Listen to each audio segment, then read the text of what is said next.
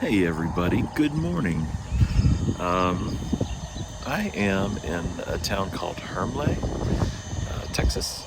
This wasn't my intended stop, but let me tell you what happened. So I was in Abilene, and I basically plotted an 80-mile leg to go to an RV park that I've been to before. The name's escaping me at the moment, but it's not far. I think it's in Sweetwater. It's not far from here.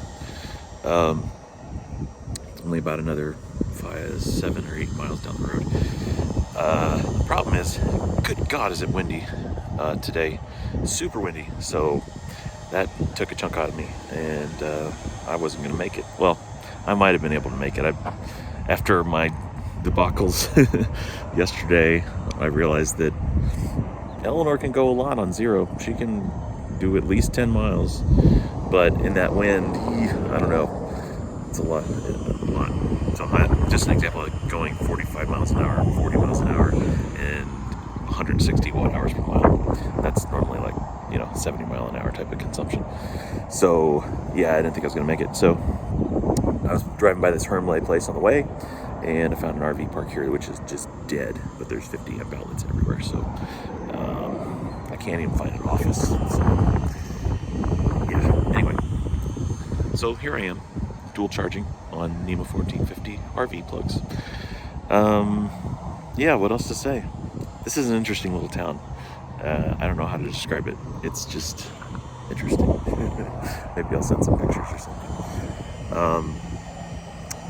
I gotta be honest and say that I'm not really following things, especially the past few legs. I've been really pushing it hard.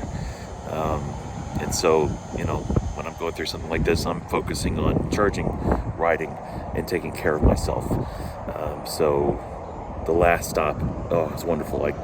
I just laid down my sleeping bag on the pavement, and my little camping pillow I use as my lumbar support when I'm riding.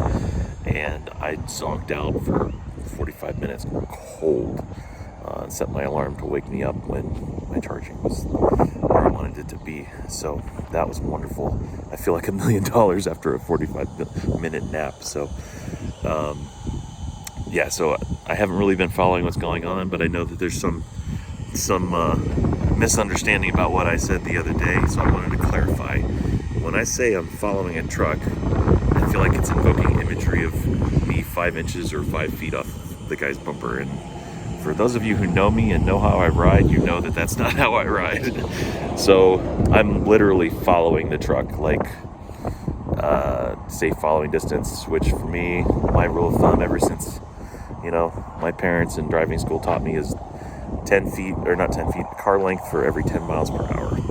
So 70 miles per hour, 7 car lengths. Now, I do that all the time with, driving normally, because I normally drive faster than most people, and if they're going slower than me, I'll keep my car lengths behind them. I mean, the Tesla does that for me automatically when I'm in autopilot. So that's all I'm doing, and I just noticed that while I'm doing that, it happens to save me 10 or sometimes even 20 watt hours per mile, which is great. It's a nice benefit for feeling like you're stuck in traffic or whatever. So yeah, it's cool, and it's not just for trucks. Like, I've noticed it helps if you're behind like a dually or a van, or if you're in like a group of traffic where everybody's moving, there's a lot of people, it gets the airflow going or something, like there's a phenomenon there. So that's all I'm doing. And yeah, I'm quite sure that if you were to get right up on the truck, you have zero drag, and I can see how that would be A, dangerous as hell, and B, considered a form of cheating.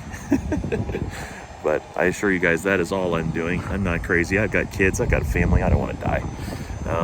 So anywho, that's what's going on. So anyway, I need to plot my next course, because like I said, I'm not where I intended to be, and I need to make sure that I have enough juice to get where I'm going next. And I do need to factor this wind in, because it's fine right here where I'm standing, but out there on the road in the open fields, it's nuts. So I'll factor that in.